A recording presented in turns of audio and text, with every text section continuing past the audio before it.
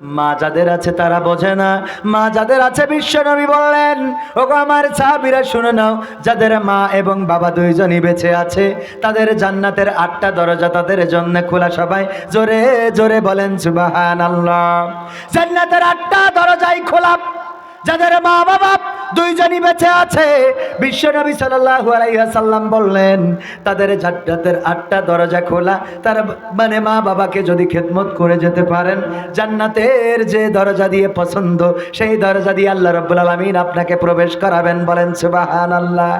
আর যার কোনো একজন হারিয়ে গেছে, হোক সে মা অথবা বাবা গো, যদি কোনো একজন হারিয়ে যায় তাইলে 7টা দরজা বন্ধ করে দেন, একটা দরজা তার জন্য খোলা থাকি। কত মূল্যবান বোঝা যায়? মাকে কত কষ্ট দেই আমরা, কত কষ্ট দিলাম। আমার মা আপনার মা একটু যদি চিন্তা করেন, কতবার গালমন্দ করেছি, কতবার বাড়ি থেকে বের করে দিয়েছি, কতবার তাড়িয়ে দিয়েছি, কতবার ছোট ভাইয়ের দিকে বড় ভাইয়ের দিকে পাঠিয়ে দিয়েছি, তোমারে আর খাইতে দেব না, যাও ওই দিকে যেয়ে খাও। তোমার মা, তোমার তো সন্তান একটা না, আরো 3টা 5টা সন্তান আছে, তাদের বাড়িতে যেয়ে খাও, আমি আর খাওয়াবো না। মা চলে যায় অভিমান নিয়ে, কষ্ট নিয়ে, ছোট ছেলে অথবা আরো যত সন্তান আছে তাদের কাছে। দেখো আমার আর কবির বিন সামাদ খেতে দিতে চাই না, একটু তোমার পাশে কি আমারে খাওয়াবা, তোমার পাশে কি থাকতে দিবা?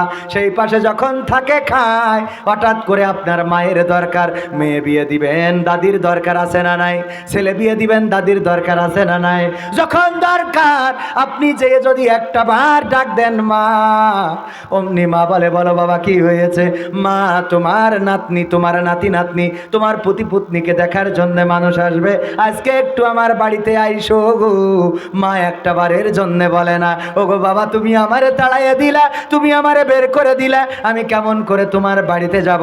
বরং মা সাথে সাথে গুছাইয়ে চলে আসে, আর এমন ভাবে নিজে অভিনয় করে যেন এই ছেলের পাশেই মা এতদিন ধরে ছিল। বলেন ঠিক কিনা? সেই মাকে কষ্ট দিই। বাবা কত কষ্ট করেন, পাবনায় ভ্যান চালাই, রিক্সা চালাই, ইজি বাইক চালাই, কত মানুষ কত গাল বন্ধ করে।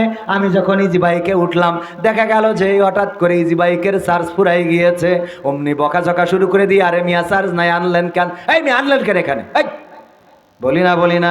হঠাৎ করে একটু ব্যাগ ঘুরাবে, ঘুরাইতে যেয়ে আমার গাড়ির সামনে, ইজি বাইকও সামনে, অমনি গিলাসটা খুলে বকাঝকা শুরু করে দিই, এই বেয়াদব এনে কেন?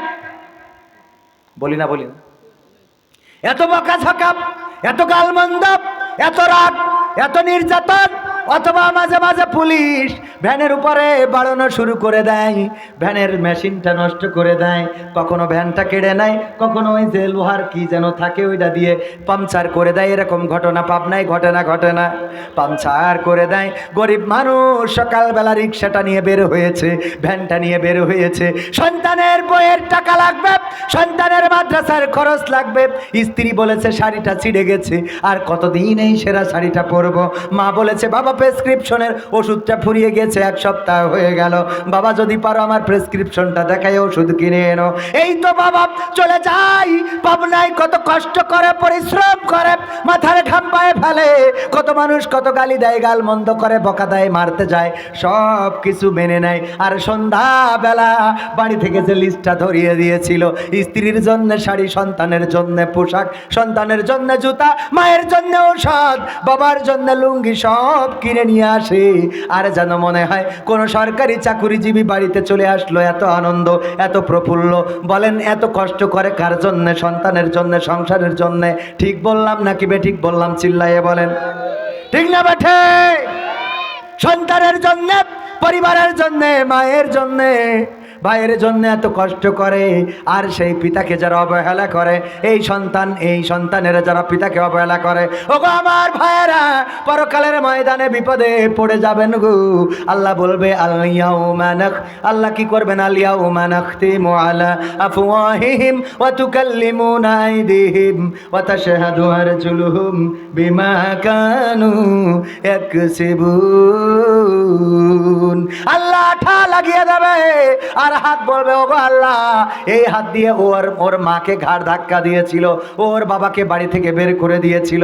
পা বলবে কথা সত্য, আমি নিজে সাক্ষী, আমার এই পা দিয়ে তো সে দাঁড়াইছিল। চোখ বলবে আমি দেখেছি, কান বলবে আমি শুনেছি, সব অঙ্গ প্রত্যঙ্গগুলো সাক্ষ্য দিয়ে দেবে। ওই দিন আমরা যদি ভালো দাবি করি, তাও ওই দিন আমাদের অঙ্গ প্রত্যঙ্গগুলো সব কিছু প্রকাশ করে দেবে। সুতরাং সেই কবরের জন্য ভালো খোরাক নিয়ে যাওয়ার দরকার আছে না নাই? আছে না নাই? আছে তো। তাইলে বেনামাজি আর নামাজ পড়া যাবে না? যাবে? ও নামাজ পড়া লাগবে, হ্যাঁ হ্যাঁ, এই তো।